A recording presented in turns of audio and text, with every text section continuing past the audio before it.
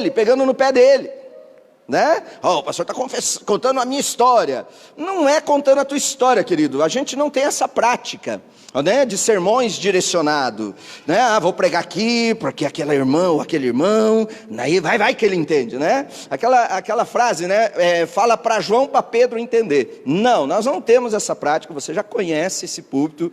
Se alguém um dia fizer isso, né, e você tem certeza de que foi isso que aconteceu, denuncia, que a gente precisa corrigir, ok? Mas quando você entra em assunto de batalha espiritual, é uma denúncia que a gente faz, porque são ações demoníacas que entram nas nossas vidas, entram em nossos lares, entram em nosso cotidiano, e a gente nem percebe, ok? Então nós vamos falar hoje sobre a autoridade e Jezabel, ok? Autoridade e Jezabel, certo? Vamos um pouquinho estudar nas escrituras sobre essa personagem, ok? E como ela atua, como esse personagem espiritual é tão poderoso nas escrituras e tão forte nos nossos dias, como ele atua e como nós podemos denunciá-lo e combatê-lo, amém?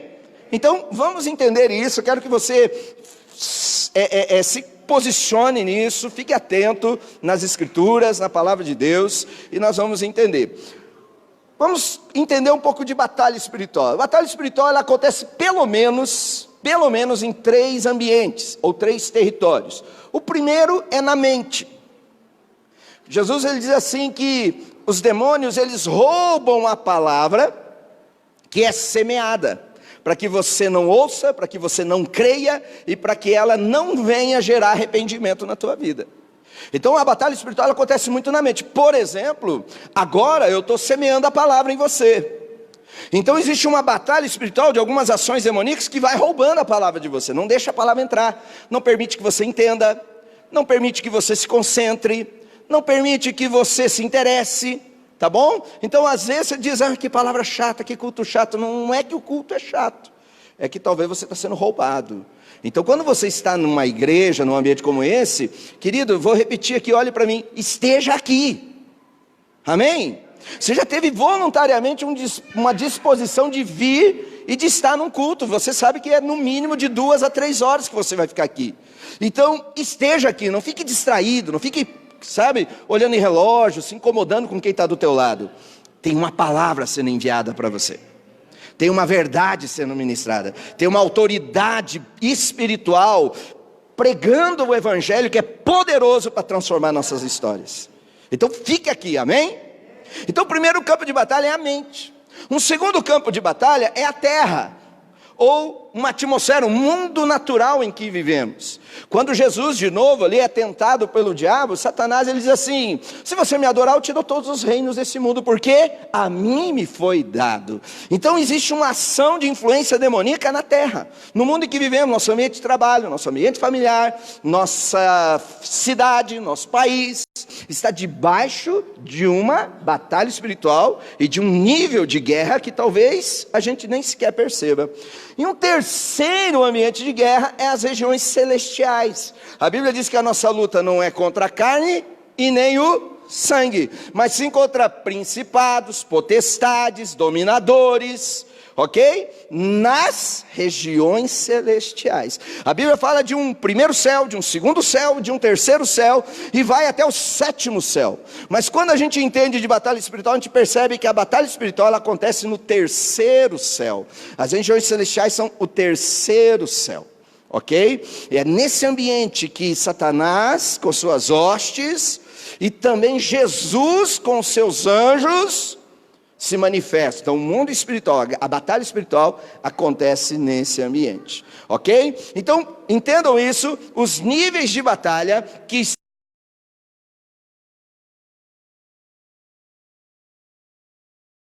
batalha, tem anjos e demônios batalhando e vivendo esse ambiente. Entendam por causa disso. Vocês estão aí ou não? Deixa eu dar uma introdução, nós vamos entrar profundo aqui, mas eu quero que você aguenta aí, porque você precisa dessa teoria, você precisa do conceito, para podermos denunciar de fato o principado chamado Jezabel, ok? Então por causa disso, desses níveis de batalha, a nossa guerra ela é espiritual, ela não é emocional. Saiba diferenciar a batalha emocional da batalha espiritual. A batalha emocional, ela está no ambiente do ânimo, da alegria, a batalha espiritual, ela está no ambiente da opressão, da amarra, da prisão. Então muitas vezes você fala, estou desanimado. Não, você não está desanimado, você está debaixo de opressão.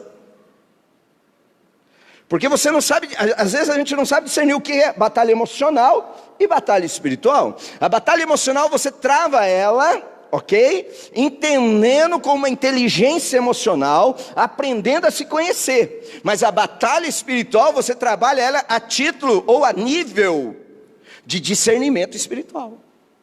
Então você precisa discernir se você está debaixo de uma tristeza, ou de um cansaço, ou de um estresse, porque teve um dia cheio, uma circunstância que drenou tuas energias, ou se você está debaixo de uma opressão espiritual. Então quando a gente fala de batalha espiritual, de principados espirituais, você tem que entender que a guerra não é emoção. Se você está meio cabisbaixo, se você está meio angustiado, querido, muitas vezes não é porque você está estressado, mas é porque tem uma opressão demoníaca, drenando você, tirando você do foco, roubando a tua fé, roubando tuas promessas. E sabe de uma coisa, querido? Deixa eu falar para você, na maioria dos casos, que muitas vezes eu atendo, muitas vezes eu aconselho, muitas vezes eu converso, essa pessoa não está debaixo de crise emocional, mas ela está debaixo de uma batalha espiritual, e ela não se percebe. Então nós temos que entender, percebe nisso aqui, vocês estão aí ou não? Estou pregando para alguém? É? Glória a Deus. Então fala para o teu irmão, ó, fica esperto. Querido, já percebeu? E conversando com alguns irmãos, é muito notório nós percebermos e ouvir testemunho tipo assim: puxa, eu orei lá, orei com aquela pessoa e Deus me usou. Eu fui pregar e Deus me usou. Eu estava orando ali e Deus veio e Ele me usou em uma profecia, numa oração, num conselho, né, num milagre. Querido, olha aqui, preste atenção. Todos nós sabemos quando o Espírito de Deus nos usa. Não é assim? Quantos aqui já perceberam Deus usando você de alguma maneira? Dá um sinal assim. Ok?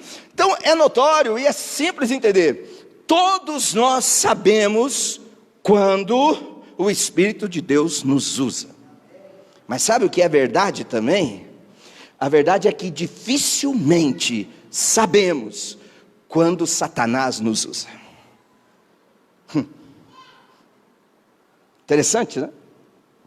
Eu ouço vários testemunhos de pessoas dizendo assim: pô, pastor, Deus me usou.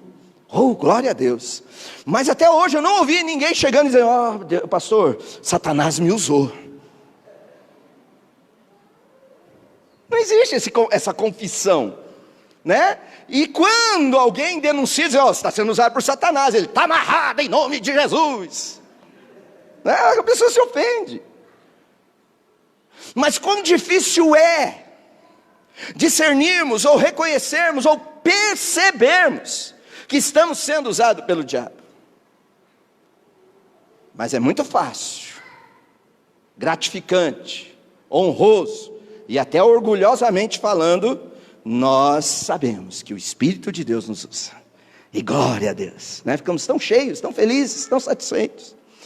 Mas, porque não percebemos Satanás nos usando, muitas vezes, querido, estamos sendo instrumentos de destruição de famílias, de ambientes de trabalho. Estamos sendo usados para destruir instituições, porque não percebemos que o diabo está nos usando, que estamos debaixo de uma influência demoníaca. Então o discernimento é muito importante. Querido, você pode estar pensando: mas será que o diabo me usa? Querido, o diabo usa sim. A Bíblia diz que temos um relato que é o mais usado como um testemunho de chocante. Foi Jesus repreendendo Satanás na vida de Pedro, o apóstolo, um dos mais chegados. Então eu acredito o seguinte: se Satanás conseguiu influenciar Pedro, quem sou eu diante de tamanha influência demoníaca? Então eu só preciso me proteger através de discernimento. Eu quero ler com você um texto bíblico, nós vamos ler alguns, ok? E eu estou introduzindo aqui uma nova cultura em nosso meio, então eu quero que você se desligue um pouco do telão e você aprenda a abrir tua Bíblia aí, amém? Glória a Deus! Então ligue aí teu aplicativo, se você tem a Bíblia impressa, abre ela aí, né? Abre a Bíblia, faz aquele barulhão com papel, flap, flap, flap, né? Mas leia a Bíblia, não fique lá no vício do telão. Eu tenho percebido que as pessoas não estão muito apaixonadas mais pelas Escrituras. Então eu quero que você abra aí no teu aplicativo ou na tua Bíblia impressa, na carta de 1 aos Coríntios, no capítulo 11. A partir do verso 13, nós vamos ler uma porção das Escrituras, e à medida que nós vamos lendo, nós vamos comentando, ok? E eu quero que você agora venha comigo, nós vamos fazer uma viagem um pouquinho mais funda nas Escrituras, porque nós vamos descobrir e denunciar uma ação do espírito de Jezabel, amém? E queridos, uma ação demoníaca que tem devastado o mundo, certo? Versículo 3, vocês estão aí ou não? 1 Coríntios 11, a partir do 3, diz assim: quero, porém, irmãos, que entendam, diga, entendam. Ele diz assim, que o cabeça de todo homem é Cristo. Todo homem tem um cabeça, tem uma cobertura, tem um guia, tem um líder. E o cabeça do homem é Cristo. O cabeça da mulher é o homem. Amém? Cabeça da mulher é o homem. E o cabeça de Cristo, olha só, o Cristo, o Salvador, o cabeça da igreja, também tem um cabeça, que é Deus. Então aqui nós temos uma cadeia de autoridade muito clara na Bíblia: Deus, Cristo, o homem e a igreja, e a mulher, desculpe.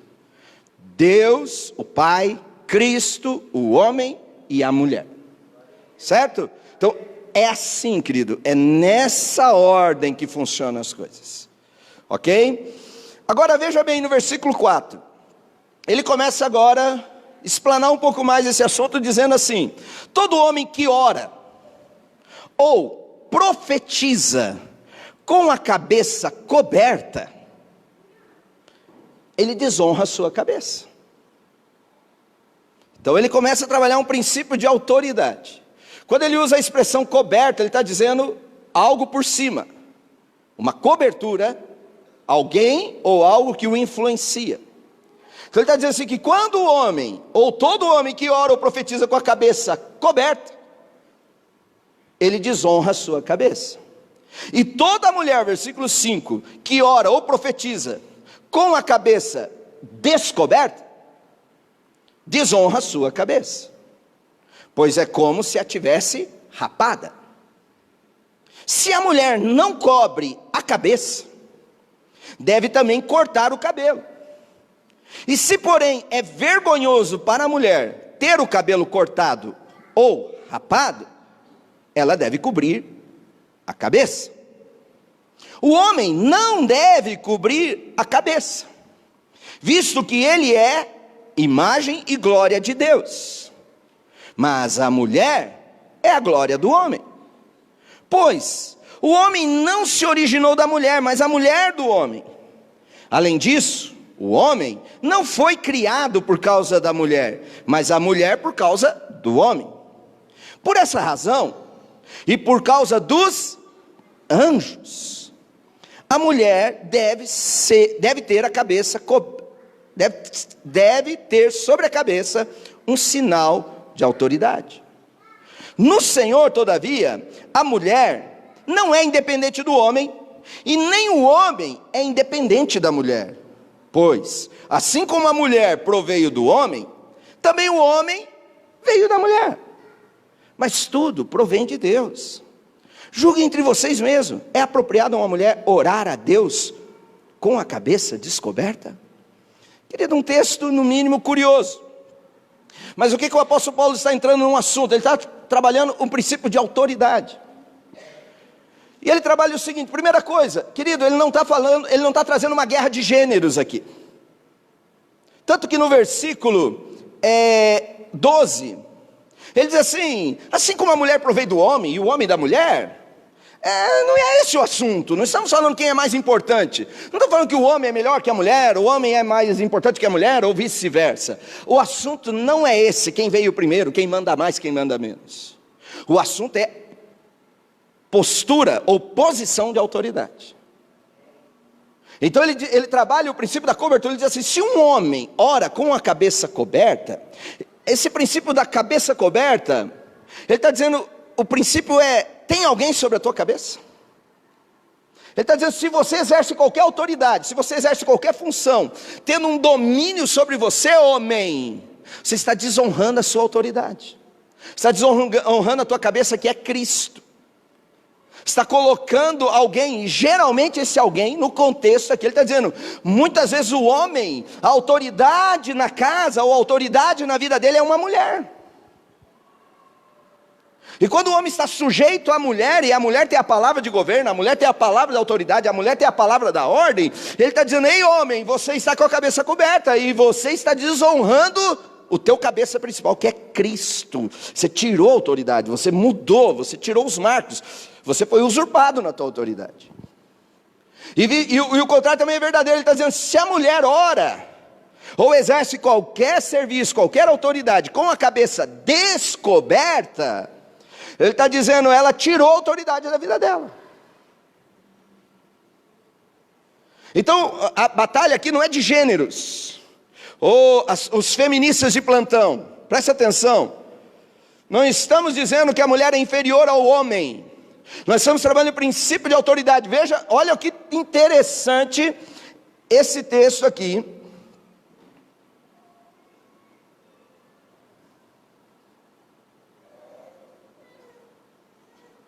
Cadê quando ele fala por causa dos anjos?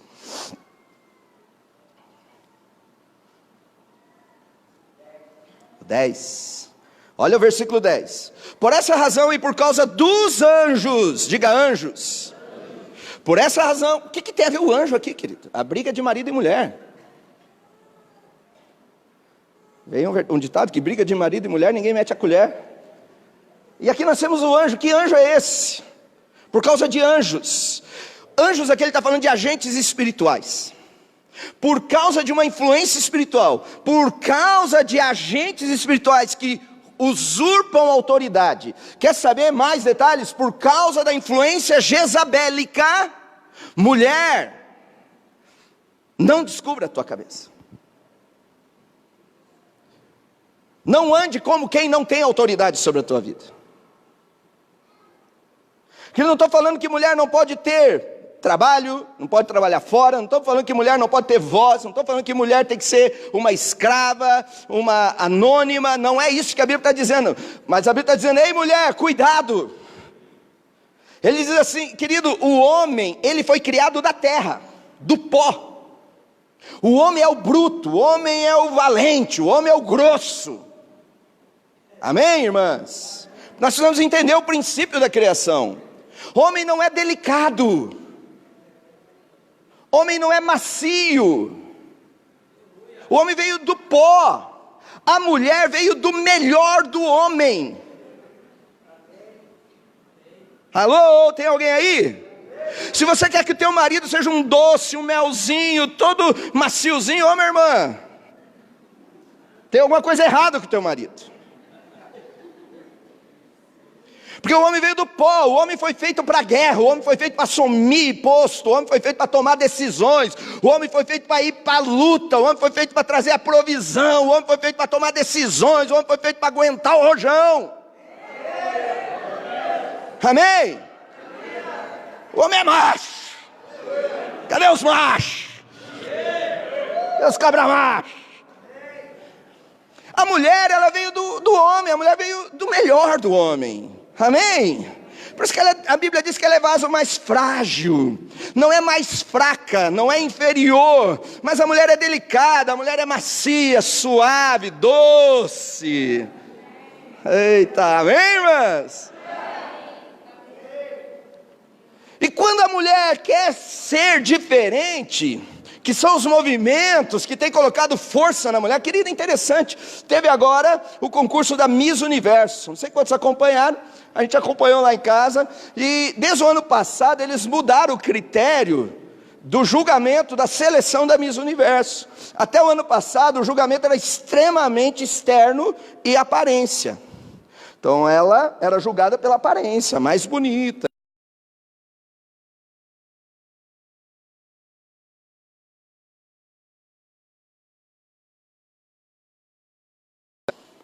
Mas qual era o poder de liderança, qual o poder de influência, qual a intelectualidade, qual a disposição, qual a força que essa mulher tem. Tanto que a Miss Universo não foi a mais bonita,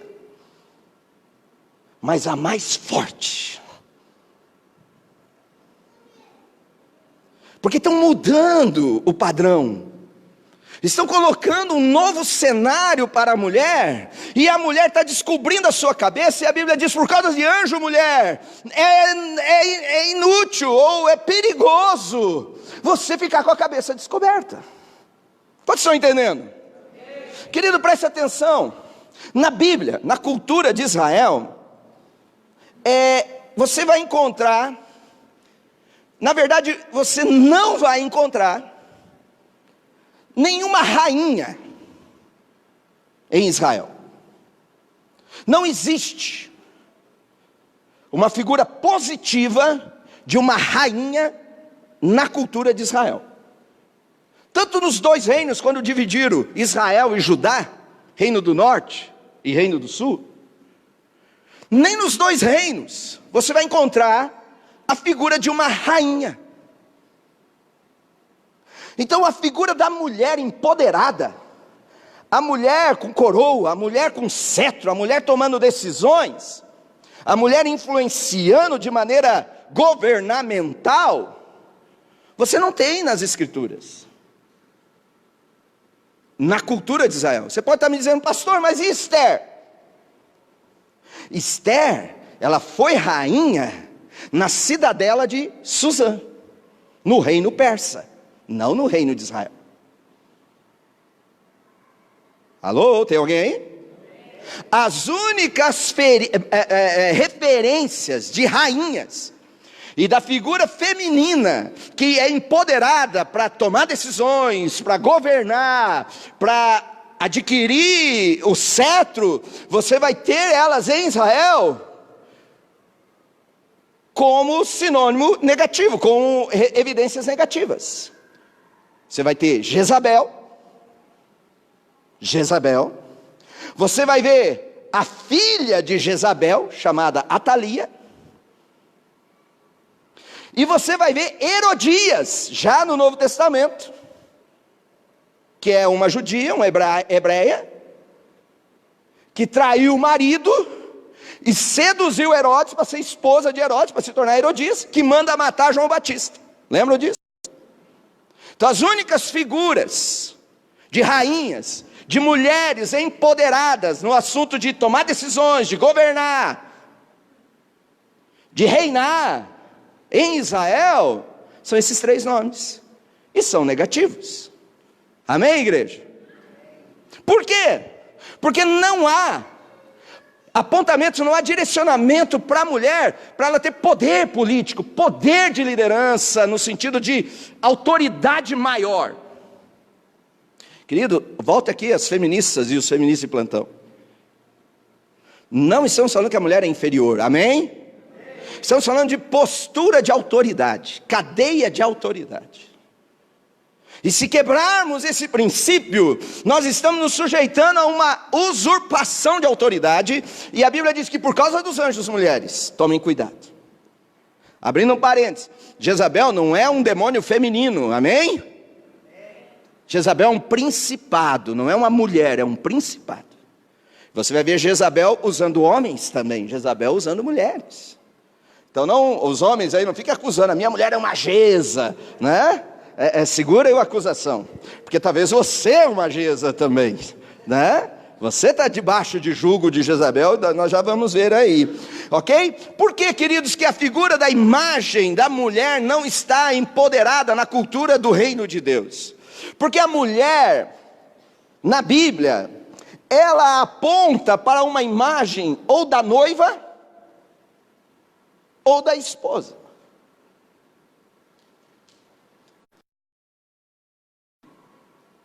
Então, se você estava adorando a rainha do céu no teu passado, na tua antiga religião, saiba que você estava adorando Jezabel. As velas que você acendeu, as ofertas que você levou para a rainha do céu, você estava adorando uma entidade, um principado dominante chamado Jezabel. Porque nas escrituras não temos rainha. Na cultura do reino de Deus não existe uma rainha. Ah, mas a minha mulher é a rainha do lar. Amém, glória a Deus. Mas cuidado com o quanto de poder tem essa rainha. Dá para entender, igreja? Vocês estão aí ou não? Amém?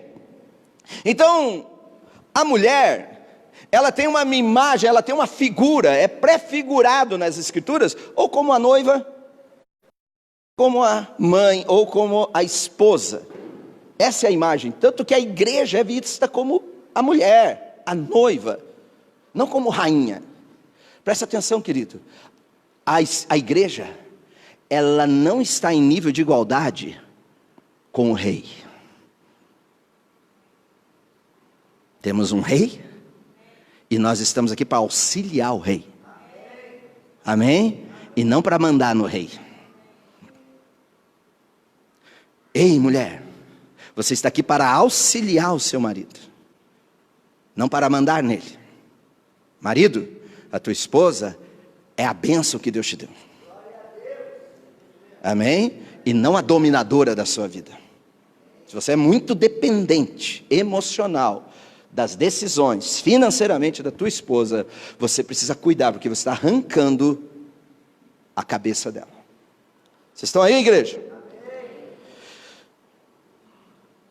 Então nós temos o princípio da cadeia de autoridade. Vocês entenderam? Então primeiro Deus, depois Jesus, depois o homem e depois a mulher. Ok? Quando isso é mudado, quando essa estrutura é movida, é inventada, nós temos um perigo que é o roubo da autoridade, é a influência nas alianças. Então, quantas igrejas, pastores são manipulados por pessoas que querem dominar? Querido, vamos abrir um parênteses aqui, para a gente entender a ordem das coisas. A gente trabalha com equipes ministeriais. Então, numa igreja como essa, nós temos equipes ministeriais. Temos vários pastores, temos vários líderes, temos cadeias de autoridade. E tem o pastor da igreja. Ok? Que no caso sou eu. Esse que vos fala. E esse pastor, ele tem autoridade. Quando você olha para Apocalipse, por exemplo, o anjo do Senhor, ou a revelação do Senhor, ia direto ao anjo da igreja. Quem era o anjo da igreja? O pastor. E ele, ou ele ganhava o elogio, ou ele ganhava a repreensão. Ou ele ganhava a correção. Porque tem uma autoridade.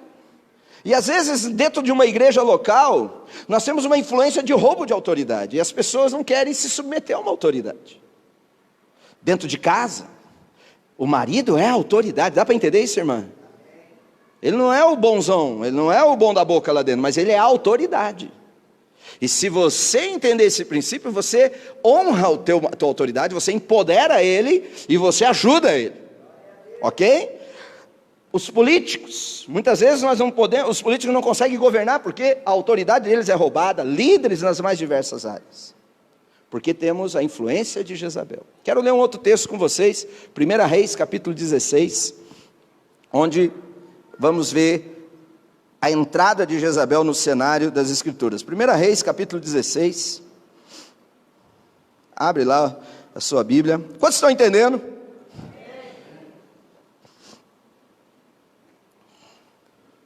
Aqui surge a primeira manifestação clara de Jezabel. Diz assim, versículo 19: No 38º ano do reinado de Asa, rei de Judá, Acabe, filho de Onri, tornou-se rei de Israel. Então nós temos a figura de uma autoridade aqui, um rei. alguém que governa, alguém que toma decisões. E reinou 22 anos sobre Israel em Samaria. Acabe, filho de Onri, fez o que o Senhor reprova, mais do que qualquer outro antes dele. Então, se quer saber de alguém que fez coisa errada, aqui está a figura do Acabe. Agora, versículo 31. Ele não apenas achou que não tinha importância cometer os pecados de Jeroboão, filho de Nadab, Nebate. Em outras versões, assim, como se fosse coisa de somenos, ele cometer todos os pecados piores do que qualquer outro rei de Israel. A Bíblia diz assim, ele também se casou com Jezabel. Então quer dizer, o cara já estava fazendo nhaca. E a cerejinha do bolo foi, vou me casar com Jezabel. Então preste atenção, querido. O erro de Acabe não foi casar com Jezabel. Mas Jezabel foi a consequência de um líder, de um homem, de uma autoridade que não entende o princípio. Amém? Então muitas vezes, Jezabel ela surge na vida de alguém, não como um mal, mas consequência de um mal.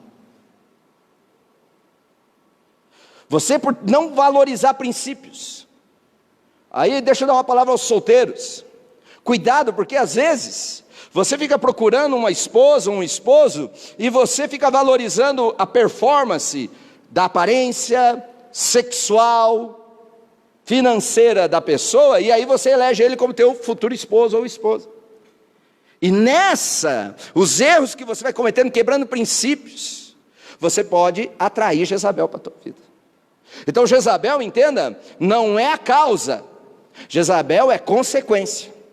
Dá para entender isso? Acabe vinha vindo de série de erros, série de quebra de princípios. Acabe vinha vindo de uma série de desvalorização do que é o princípio da autoridade, a ponto de se casar com Jezabel. Como se não bastasse, ele casou com Jezabel. Agora, quem era Jezabel? Diz o texto, Jezabel, versículo 31, né? Filha de Etibaal, rei dos Sidônios, e passou a prestar culto a Baal e a adorá-lo. Então, como se não bastasse, agora ele muda de Deus, o Deus dele é Baal e ele passa a adorá-lo. Então a guerra aqui é uma guerra de domínio da autoridade. Presta atenção, querido. Quando você vai quebrando esse princípio, de repente, dentro da sua casa já não tem um Deus eterno, mas tem uma idolatria dentro da sua casa. E você já se afastou de Deus há muito tempo. A influência de Jezabel, ela vai minando a figura da autoridade. E quando você olha para Jezabel, por exemplo, querido, você vai ver que Jezabel, vou atropelando aqui a conversa, você vai ver no cenário que Jezabel ela teve alguns filhos. E nós temos 3 filhos da Bíblia, de Jezabel, que a Bíblia mostra como filhos. Você vai encontrar um tal de Jorão. Você vai encontrar um tal de Acasias. E você vai encontrar um tal de Atalia, uma mulher. Jorão é um tipo de rei, que quando ele se une com outro rei de Israel chamado Josafá, e eles vão consultar o profeta Eliseu. Depois você estuda isso nas séries, querida, a história dos reis de Israel influenciados por Jezabel. A partir de 1 Reis 16 até... você vai encontrar essas histórias. Jorão, ele se une ao rei de Judá, que é Josafá, e eles vão consultar Eliseu, para saber se eles iam vencer uma guerra ou não, o profeta de Deus. E quando Jorão e Josafá chegam na presença do profeta, o profeta diz assim: olha aqui, Jorão, se não fosse Josafá, eu nem sequer receberia você na minha casa. Poxa, um profeta falar isso para um rei? Querido, quando você está debaixo de influência de autoridade, ou da influência do espírito de Jezabel, a tua autoridade não é reconhecida em lugar nenhum. Alô? Josafá era um homem temente a Deus, e o profeta falou: por causa de Josafá eu converso, vou até profetizar, mas por causa de você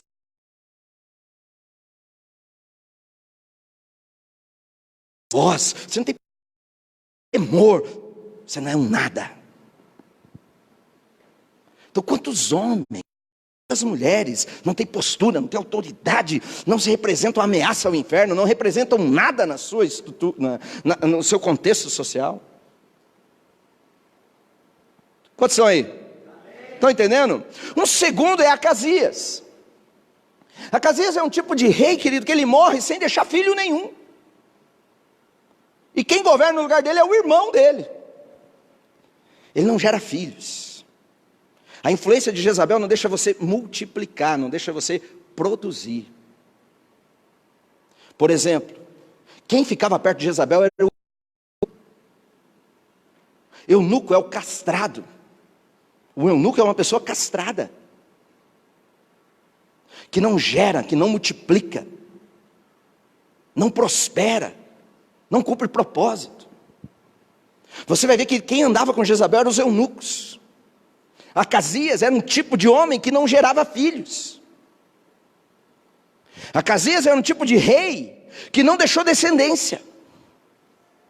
Então uma das influências de Jezabel é você não armazenar, não deixar riqueza. Os teus filhos não reconhecem você como pai, teus filhos tanto faz como tanto fez você existir. Quantos filhos não conhecem o pai e nem sente falta do pai?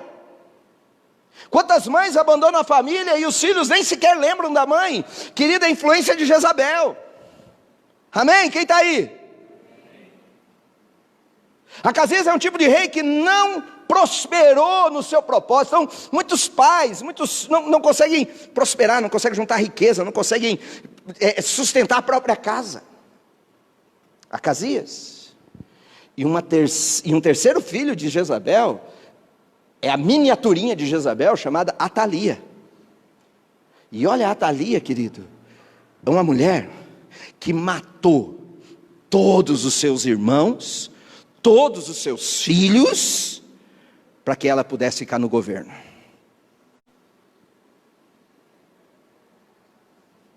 Então Jezabel gera um orgulho e uma ganância de poder. Então ninguém cresce perto de mim, ninguém toma o meu lugar, ninguém reina nessa casa, aqui quem manda sou eu.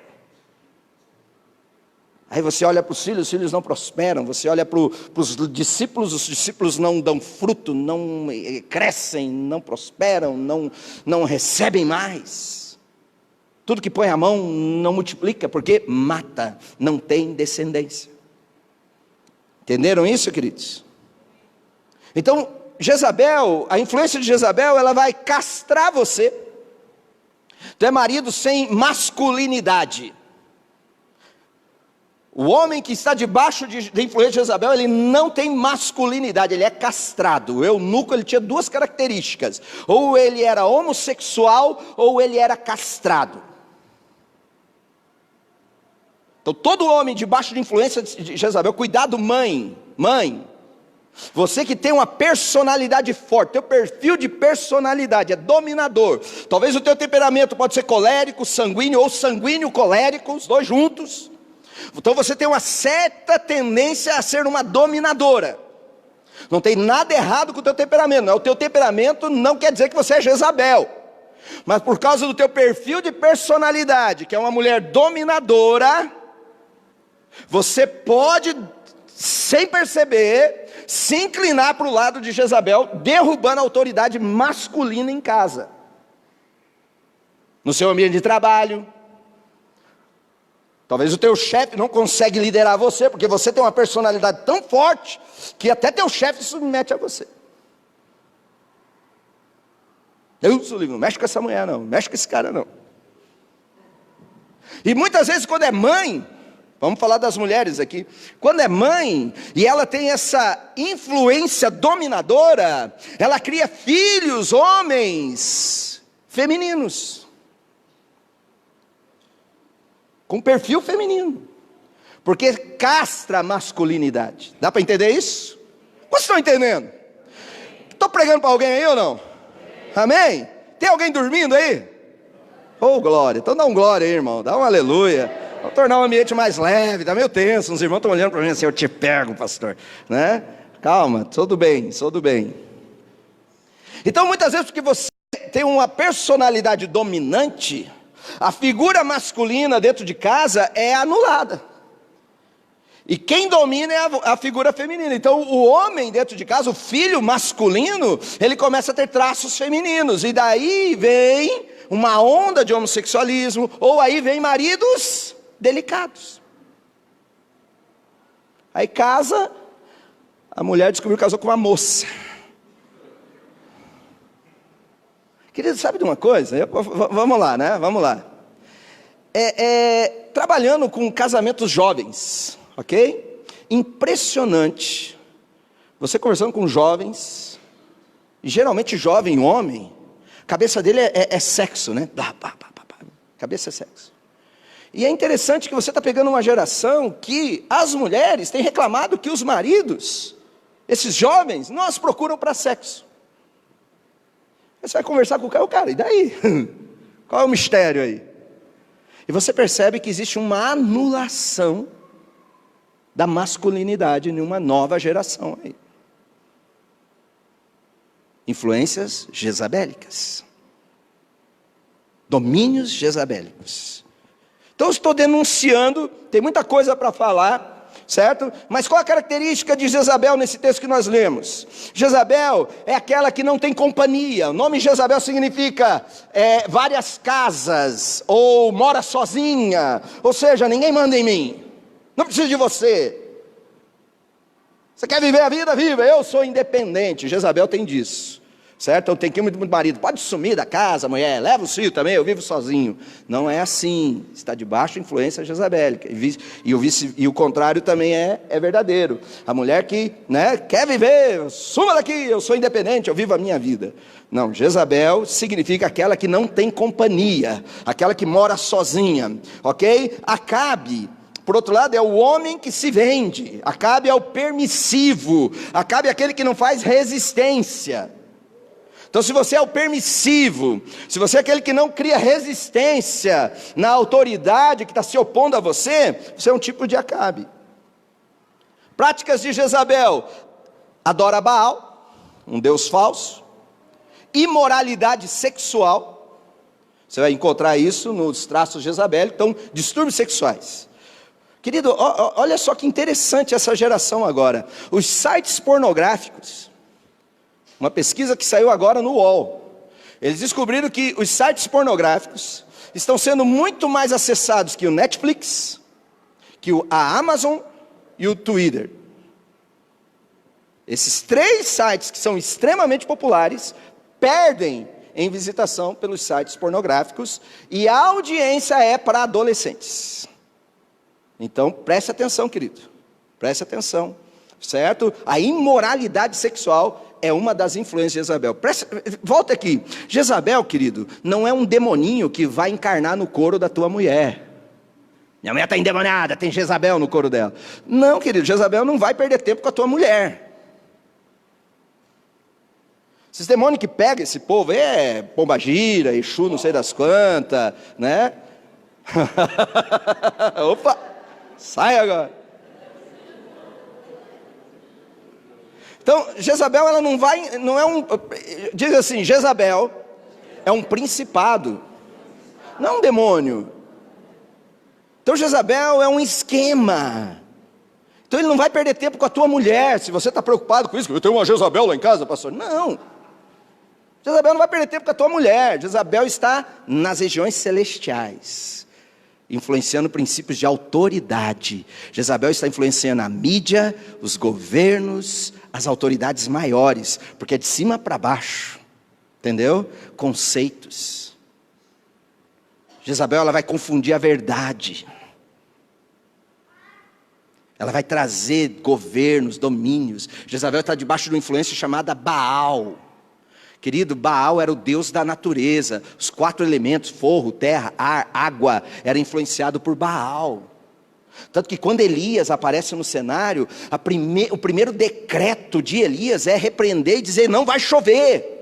Por quê? Porque Baal dominava a chuva, e Jezabel era filha de Baal.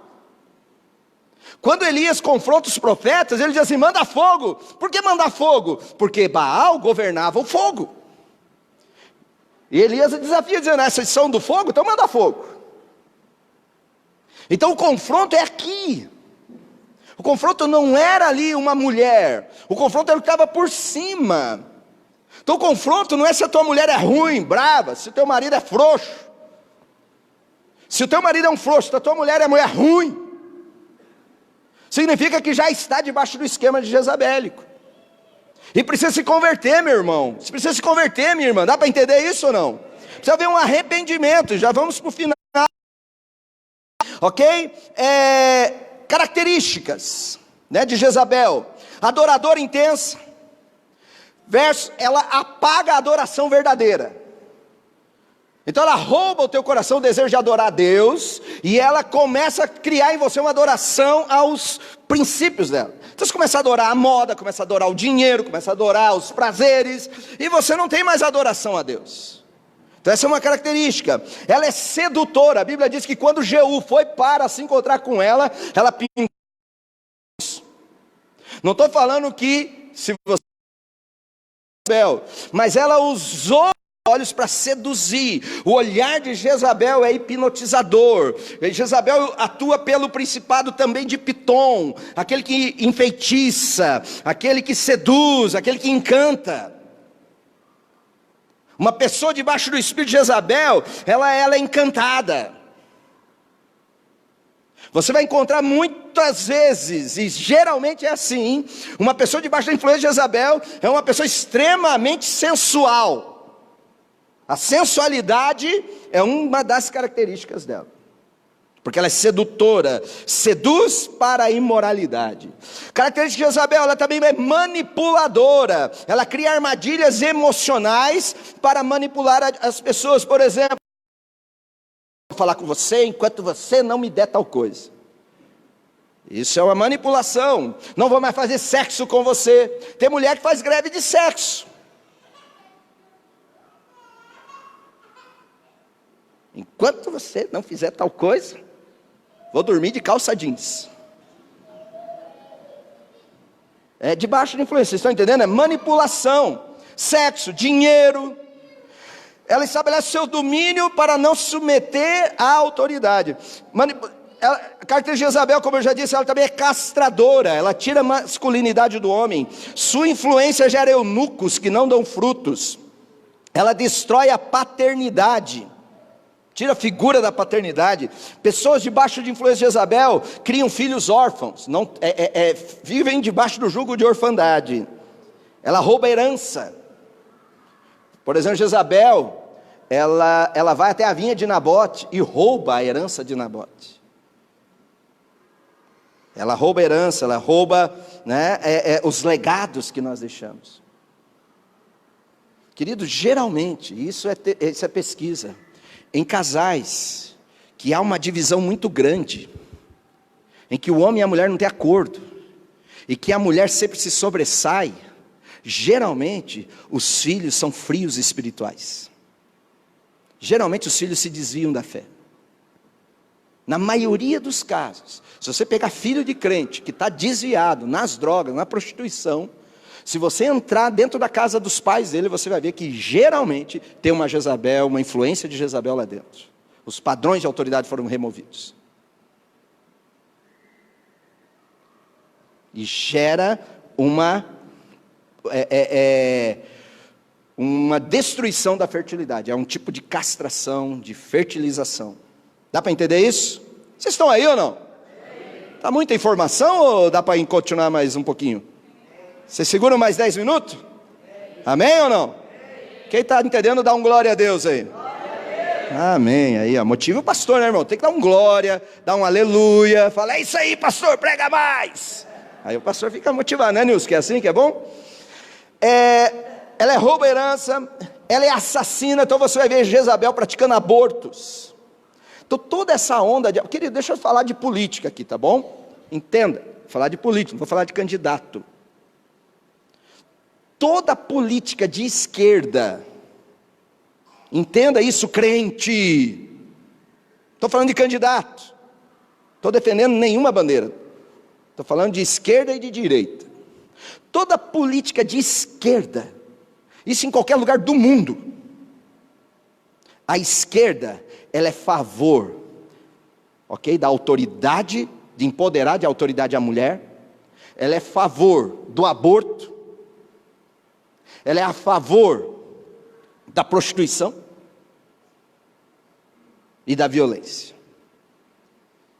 Então, eu digo para você que toda inclinação política de esquerda, ela está debaixo de influência jezabélica.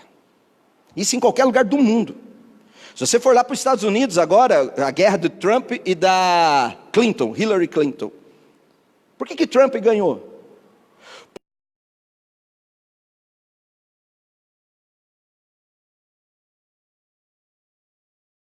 Para a extensão da esquerda, eles são de movimentos de esquerda, eles apoiavam o aborto, apoiavam as drogas, apoiavam o feminismo, apoiavam tudo. Dá para entender isso?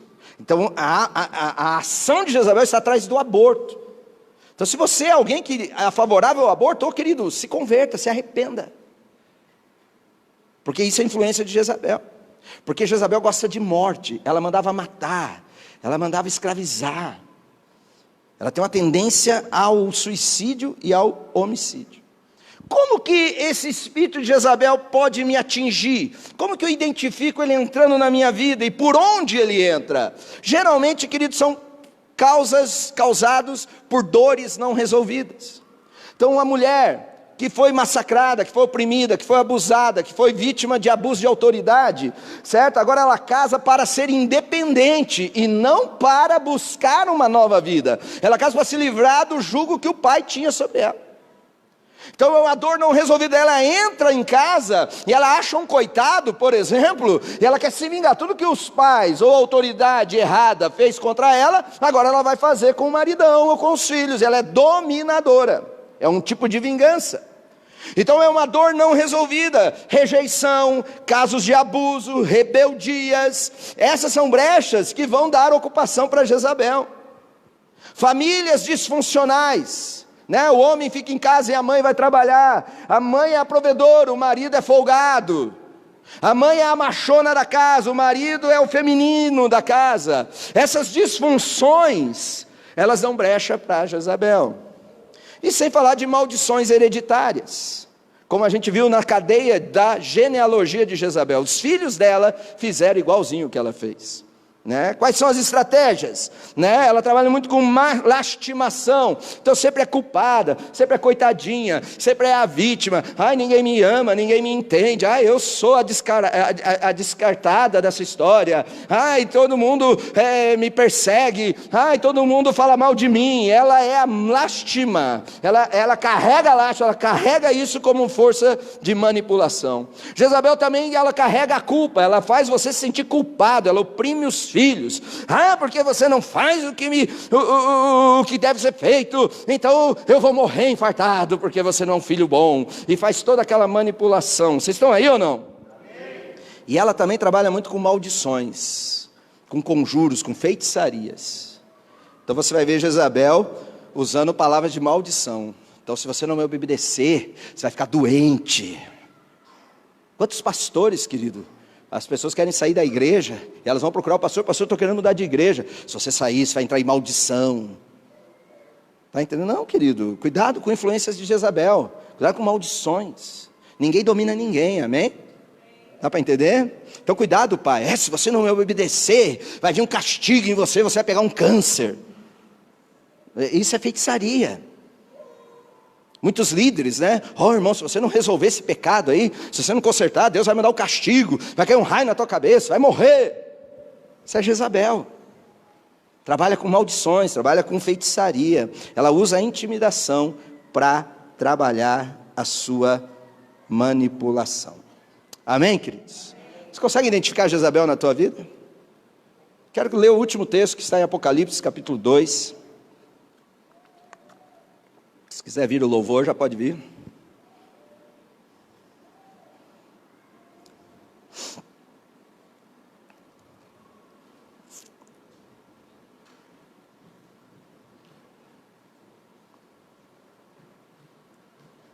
A partir do verso 18 de Apocalipse, ele fala da igreja de Tiatira. E ele diz assim: ao anjo da igreja de Tiatira escreva: Essas são as palavras do Filho de Deus, cujos olhos são como chama de fogo e os pés como bronze reluzente. Conheço as suas obras, o seu amor, a sua fé, o seu serviço, a sua perseverança, e sei que você está fazendo mais agora do que no princípio. Olha que igreja gloriosa, que igreja fervorosa. Mas no entanto, versículo 20, contra você eu tenho isso: você tolera Jezabel. Você tolera Jezabel, aquela mulher que se diz profetiza. Que Jezabel geralmente, quando fala de um contexto de igreja local, ela entra nessa máscara, nessa veia da profecia. É uma maneira dela ter governo sobre as coisas. Pode ver que no Velho Testamento Jezabel, o que ela fazia? Ela se cercava de profetas, falsos profetas. Você vai ver que Jezabel sempre perseguia, principalmente as figuras que Jezabel mais perseguiu e que matou foram os profetas. No Velho Testamento Elias, no Novo Testamento João Batista. Ele está dizendo assim: vocês toleram Jezabel, essa mulher que se diz profetiza. Perceba que Jezabel não é somente um personagem, não é uma pessoa humana, mas é uma mulher, é uma influência espiritual que ela sai lá do Velho Testamento, ela viaja pelos séculos e ela chega agora no final da história dos apóstolos, e lá está Jezabel.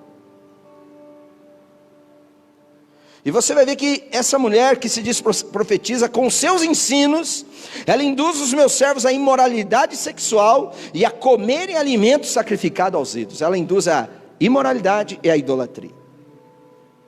Então nós temos que cuidar, dentro das nossas estruturas de igreja, dentro da nossa vida cristã, para que não estejamos debaixo de uma influência. Querido, cuidado com profetas que acusam demais você no teu passado. O profeta, ele nunca está no passado, o profeta sempre ele está no futuro, por isso ele é o visionário. Se tem aquele profeta que diz: é isso que te digo, eu vi você cometendo tal pecado, tal pecado, tal pecado. Esse profeta, ele não é um profeta, ele é um condenador. E a Bíblia diz que você não pode tolerar esse espírito na sua vida. A profecia nunca ela vem para condenar, ela vem para edificar, para exortar e para consolar. A profecia ela te levanta, ela não te derruba. Amém? Então ele está dizendo assim: ei, vocês são tão bons, vocês são uma igreja tão legal, mas você cometeu um erro, pastor. Você tolera Jezabel. Então Jezabel, dentro de uma estrutura, seja ela igreja, família, uma estrutura comercial, ela vai manipular através de ações espirituais que oprimem. Ela quer o governo. Então ela vai trabalhar com condenação, com acusação. Ela vai trabalhar com o teu passado negro. Ela é a primeira a descobrir o teu passado negro. Querida, é impressionante. Não sei se vocês sabem, mas tem pessoas, né, por exemplo, dentro de igrejas, que elas profetizam para que o pastor caia em pecado, para elas serem afirmadas como profetas. Sabia que existe isso? Existe isso. Não aqui no Brasil, né? Lá na China. Sabe, existem aqueles que ficam como fiscais do pecado, né? Ficam de olho na espreita. Aquele irmão tem cara de santo, mas daqui a pouco a casa dele vai cair. Pessoas que ficam gorando, isso chama-se feitiçaria, meu irmão. Ô meu irmão, deixa o teu irmão em paz. Se você não pode abençoá-lo, inspirá-lo a viver uma vida mais fervorosa em Deus, não seja um condenador, não seja alguém que vai derrubar ele ainda mais. Se você sabe que teu irmão está frágil, está amarrado em algum pecado, não é você que vai condená-lo. Você pode ser o avivalista na vida dele, sendo o intercessor. Ô pai, ajuda meu irmão está fraco na fé. Nenhum de nós aqui somos perfeitos, mas todos nós temos um desejo de viver o máximo de Deus em nossas vidas. Para uns vai mais rápido, para outros um pouco mais lento. Então ele está dizendo: vocês toleram Jezabel, que induz os irmãos a comerem alimentos aos ídolos e a praticar imoralidade sexual. Então qual que é a tolerância que nós temos na igreja Jezabel? Você vê que um irmão está fraco, o que você faz? Você pisa na cabeça dele, você condena ele. Não, esse irmão é uma farsa, esse irmão usa máscara, esse irmão é um hipócrita, esse irmão é um religioso. Aí, meu irmão, quem não é? Dá para entender? Então diga assim: a igreja não pode tolerar Jezabel. Amém? Olha o que ele diz assim, versículo 21. Dei-lhe tempo para que se arrependesse.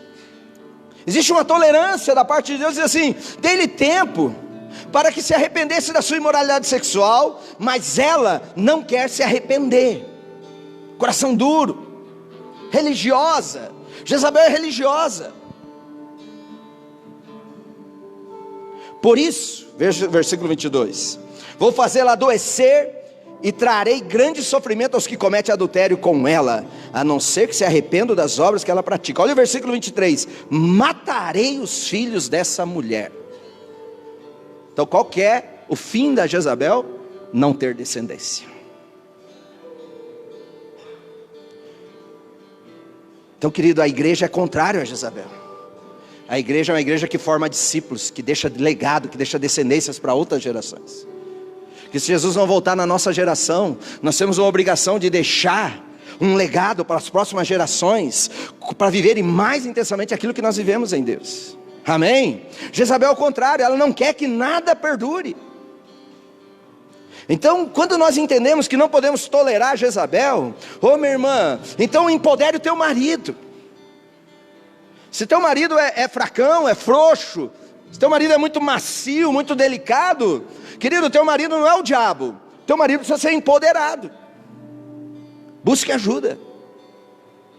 Teu marido não é um provedor, teu marido não é o homem da casa, não tem que matá-lo, tem que pedir ajuda. Alguém aqui me ajude, porque eu preciso levantar o meu marido, eu preciso empoderar o meu marido. Dá para entender isso? Se a tua mulher é muito brava, tua mulher é muito dominadora, tua mulher é uma mulher que tem castrado a tua masculinidade, querido, não é para você se separar dela, mandá-la para trás. Não, você tem que pedir ajuda. Falar: não estou aguentando minha mulher. Alguém pode me ajudar? Isso é igreja. Amém? Para isso que existe pastores, para isso que existe autoridade espiritual. O que não podemos é tolerar Jezabel. Amém? Não podemos. A nossa igreja, a igreja da nossa geração, é uma igreja que vai enfrentar Jezabel como nunca antes. Nenhuma geração teve que enfrentar Jezabel como a nossa. E Jezabel está aí, roubando autoridade, jogando seduções, manipulando tanto homens quanto mulheres. Está na hora de nos colocarmos numa posição e dizermos: somos cheios do Espírito de Deus. Amém? Que a Bíblia diz que Jeú, o rei, quando ele se olha para Jezabel, ela está em cima da torre. Quando ela vê que Jeú está vindo, ela pinta os olhos, ela joga uma conversinha mole para Jeú. A Bíblia diz que Jeú não responde ela com nada. Jeú não cai no encanto dela. Ele só diz para os eunucos que estão perto dela: vocês estão comigo ou estão com ela? E os eunucos dizem: eu estou com você. E eles jogam Jezabel de cima. Deixa eu te falar o que significa isso. Com Jezabel você não negocia. Amém? Não tem misericórdia. Jezabel, você tem que ser radical. Amém? A Bíblia diz que ela cai da torre, o sangue dela espirra nos cavalos e nos muros. Jeú nem sabe se ela morreu ou não.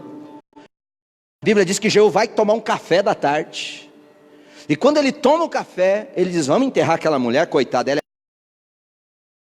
é... E quando eles vão enterrar, só tinha a cabeça e as palmas da mão, porque os lobos já tinham comido toda a carne dela.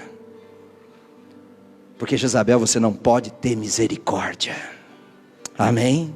Se você está debaixo de influência de Jezabel, você tem que dar teu grito de liberdade. Amém? A tua luta não é contra carne e sangue, amém, querido? Não é contra teu marido e tua mulher, mas é contra um principado e potestade que está influenciando a nossa geração. Está na hora de nós batermos de frente e dizer: chega, nós somos a igreja do Senhor Jesus, que não tolera Jezabel. Quantos recebem essa palavra? Aleluia, glória a Deus. Vamos colocar em pé. Aleluia.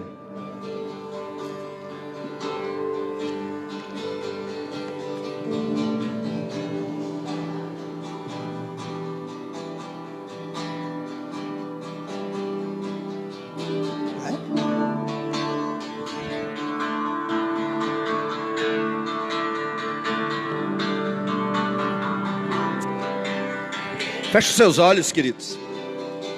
Feche os seus olhos. Talvez durante essa mensagem você identificou uma influência disso dentro da sua casa. Talvez durante essa mensagem você identificou isso na sua vida. Talvez você identificou isso no seu ministério, no seu trabalho. Mas hoje nós estamos aqui não para, como eu disse no início, não é para acusar você, mas é para denunciar um espírito. Essa mensagem não foi específica para você ou para fulano ou para ciclano. Essa mensagem foi para denunciar um principado que tem destruído famílias, destruído nações. E nós estamos aqui para bater de frente contra esse espírito. Amém? Se você entende que essa é a tua batalha, que você é a geração de Elias, você é a geração de Eliseu, você é a geração de João Batista, você é aquele que confronta o principado de Jezabel, então é hora de você se posicionar. Com Jezabel você não age com misericórdia, com Jezabel você não tem piedade, com Jezabel você é radical. Amém? Erga sua voz, comece a profetizar aqui agora, comece a denunciar isso dentro da sua vida, dentro da sua casa.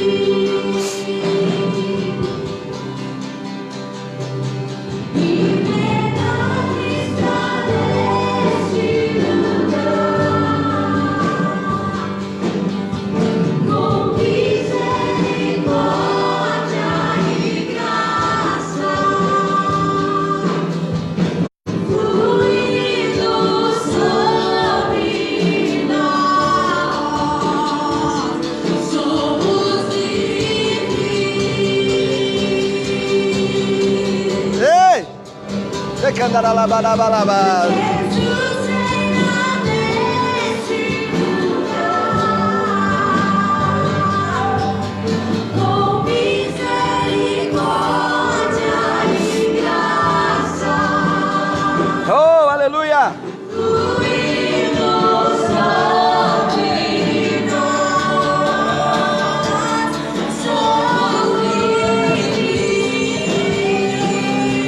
Oh, xarabacandara labaralaba, cheira labarás. Cheira bedecandara labarás. Oh, rebedecandara labaracandara labaralás. Chorre bedecandara labarás. Ora em línguas, irmão, ora em línguas. Entre numa atmosfera de batalha, entre numa dimensão espiritual agora.